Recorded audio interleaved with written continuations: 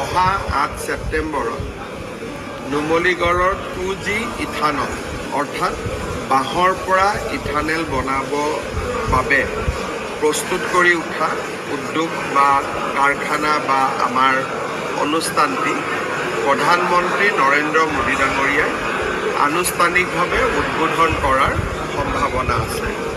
প্ৰায় 4,000 কোটি টকা ব্যয় কৰি নিৰ্মাণ হোৱা এনেধৰণৰ বায়' ৰিফাইনেৰী দেশৰ ভিতৰতে প্ৰথম।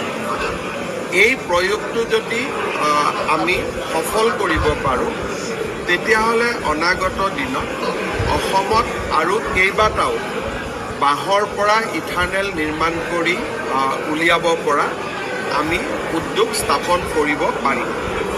সেইবাবে নুমলীগড়ৰ এই যিটো প্ৰয়াস ই সফল হোৱাটো অতি